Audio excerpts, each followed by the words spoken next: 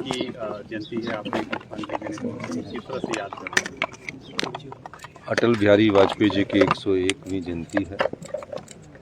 अटल बिहारी वाजपेयी जी जब देश के प्रधानमंत्री बने उसमें बहुत शॉर्ट टर्म के लिए बने, 18 दिन के लिए बने। उसके बाद वो दोबारा से प्रधानमंत्री बने और निश्चित रूप से वो एक आदर्शवादी नेता थे और एक कवि के रूप में उनकी अपनी पहचान थी। लोकतंत्र की मजबूती के लिए, लोकतंत्र को कैसे मजबूत करना है, कैसे लोकतंत्र इस देश में जो 70 साल से के बाद मजबूती देनी है, उस दिशा में भी अटल बिहारी वाजपेयी जी ने बहुत काम किया। आज उनकी जयंती के अवसर पर हम सबको उनसे प्रेरणा लेनी चाहिए। सर, डॉक्टर पे जिस तरह से सरकार ने एक्शन लिया, कितना जरूरी मानते हैं इस कार्रवाई को, ताकि इस तरह का बिहेवियर जो है वो फिर से कहीं घटित ना हो मरीज के साथ या दूसरे भी संस्थानों में, डिपार्टमेंट में? देखिए,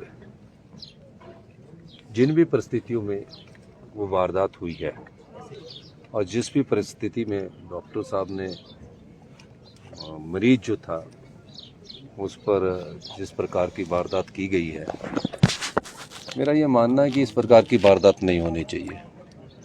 हम हॉस्पिटल्स में जो डॉक्टरों की ड्यूटी थी पहले, हमारी सरकार ने क्या किया कि जो एसआर शिफ्ट करने डॉक्टर आते थे, पहले 48 घंटे ड्यूटी देते थे।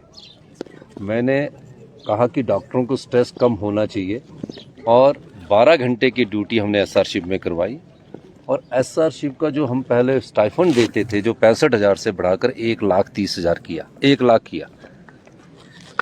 फिर जब 12 घंटे की ड्यूटी होगी, किन परिस्थितियों में डॉक्टर ने इस प्रकार की वारदात की है वो मैं समझ नहीं पाया। जब मुझे कल अधिकारी जो आईजीएमसी की जो डिसिप्लिन कमेटी उसने रिपोर्ट्स दी, उसके बाद मैंने कहा कि डॉक्टर एक ऐसा है जिसके पास कोई भी आम आदमी, साधारण परिवार का व्यक्ति ये सोच कर आता है कि डॉक्टर मेरे लिए भगवान की तरह है और मेरे को उससे ये आशा होती है कि मेरा ये इलाज करेंगे और अच्छे इलाज करेंगे। अब उस पेशेंट का जो मैंने उस रिपोर्ट्स में आया है वो सिर्फ पल्मोनरी बेड के खाली बेड में था, जहाँ उसकी तबीयत किसी की पेशेंट की ख़राब होती तो ऐसे बैठ जाता है। उस बेड में वो बैठ गया। उसके बाद लेटने के बाद एक वीडियो का पक्ष आया है जिसमें उसमें डॉक्टर उसमें अटैक कर रहा है। दूसरा डॉक्टरों ने भी कहा है कि हमारे पास एक और वीडियो है। तो मैंने बोला कि इस समय तो ये बनता नहीं है कि चाहे वो किसी भी स्थिति में हो उसकी कंप्लेंट करवा सकता है, उसकी शिकायत करवा सकता है और इस दृष्टि से हमने उस पर कार्रवाई की जो भी हमारे को आईजीएमसी के प्रशासन ने रिपोर्ट दी।